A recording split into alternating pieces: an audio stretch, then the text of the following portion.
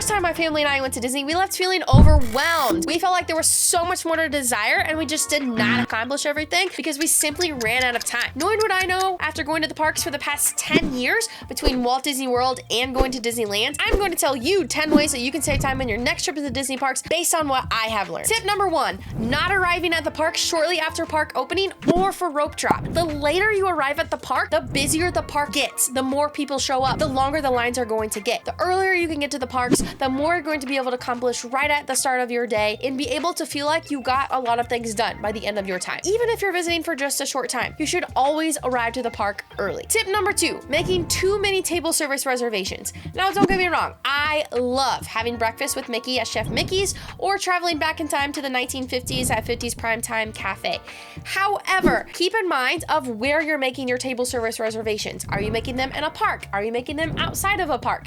Traveling outside of a park is also going to take time away, especially if it's a park day on your trip. I would say that depending on your party size and the time of day, your dining reservations are going to take you a minimum of 2 hours. That is 2 hours out of your park day. Definitely just be conscious of how many table service reservations that you are making throughout your trip. Tip number 3, not planning ahead with Disney transportation at Walt Disney World. Did you know that Walt Disney World is the size of San Francisco? It is a massive place. Keep that in mind when you're waiting for the Disney bus to come pick you up. Don't show up 30 minutes before you need to be at a reservations for a ride or at a dining reservation. Make sure that you are giving yourself time so you're not taking time other places because of the transportation. Tip number 4, not staying on property. This one kind of goes along with tip number 3 about transportation. Staying on property, you get access to the monorail, to the Skyliner, to the Disney buses, all these forms of transportation that you don't have to worry about driving or losing your car within a park.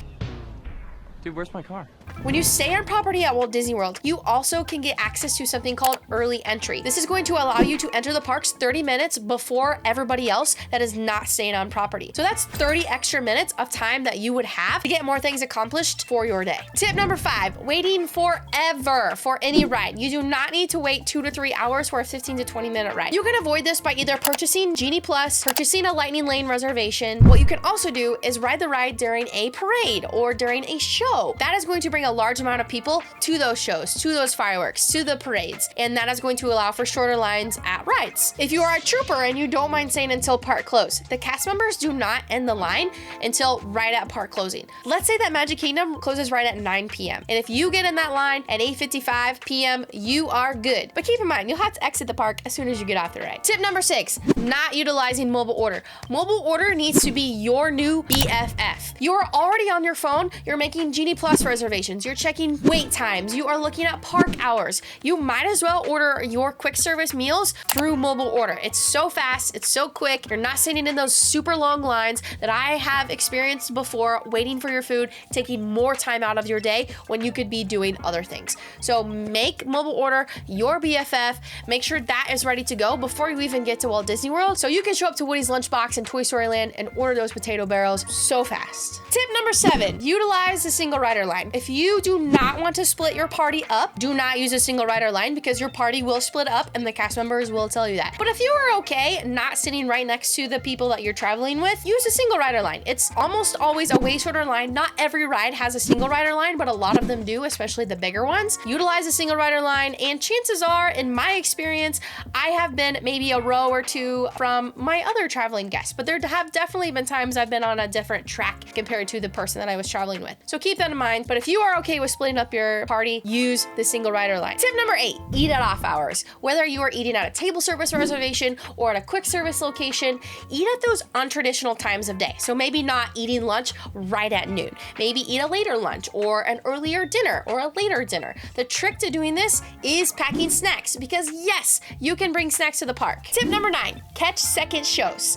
You do not need to wait forever camping out in front of Cinderella's castle for the fireworks or a parade because chances are there might be another showing. Double check those times when you arrive at the park, but if there is another showing, catch the second one. The first one, chances are lines are going to be way shorter for rides. Go ride those rides and accomplish way more and then come back for the second show. Tip number 10, relating back to tip number 1, when you are rope dropping, you should go to the back of the park. The reason for this is because many people are going to rush to the first ride that they see. You need to go to the back, find the bigger rides, find the rides rides that are going to be longer throughout the day, ride those rides first, and then kind of build your way forward. This will allow you to accomplish so much more. All right, rope droppers, let me know which tip was your favorite, and let me know which one you think is going to help you the most on your next visit to the Disney parks. If you need help with your next visit to the Disney parks, there are details below about how I can help you get there. Otherwise, thanks for watching. Bye, rope droppers.